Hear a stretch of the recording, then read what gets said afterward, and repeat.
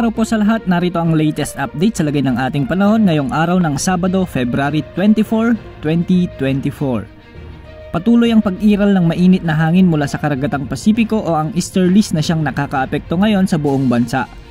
Muli namang bumubugso ang malamig na hangin o ang amihan sa extreme northern Luzon, kaya asahan pa rin ang mga kalat-kalat na pag-ulan ngayong araw sa maraming lugar sa bansa. Dahil nga sa pagbabalik ng amihan o northeast monsoon, ay nakakaapekto na ito ngayon sa may extreme northern Luzon. Asahan na bababa pa ito at makakaapekto sa malaking bahagi ng northern Luzon hanggang sa mga susunod na araw.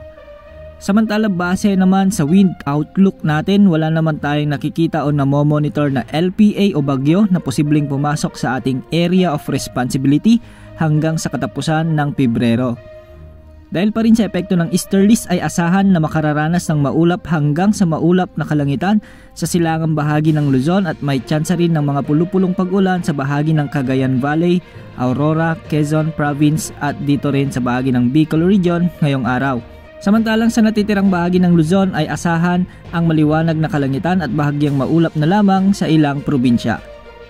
May kainitan naman ang panahong mararanasan ngayong araw sa bahagi ng Tuguegarao City, Dagupan City, Nueva Ecija, Mindoro Provinces, Tarlac at Metro Manila na posibleng pumalo sa 35 to 39 degrees Celsius ang mararamdamang heat index. Samantala sa Visayas ay asahan naman ang bahagyang maulap hanggang sa maulap na kalangitan at mataas pa rin ang tsansa ng mga pulupulong pag-ulan sa bahagi ng Southern Leyte.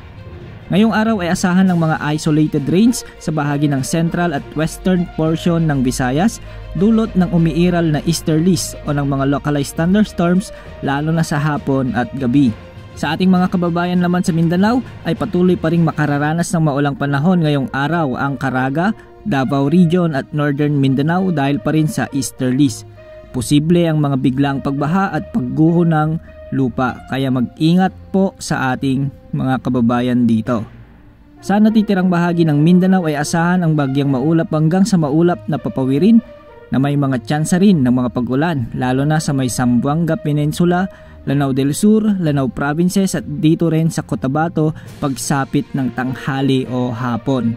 Sa kasalukuyan ay wala ring nakataas na gale warning sa alinmang karagatang sakop ng ating bansa. Ngunit may mga kataasan ng mga pag-alon sa bahagi ng extreme northern Luzon dahil nga sa umiiral na northeast monsoon. At yan po ang latest sa lagay ng ating panahon. Maging handa sa lahat ng oras dahil minuminuto ay nagbabago ang panahon. Ito po ang weather update ng bayan, maasahan anumang panahon.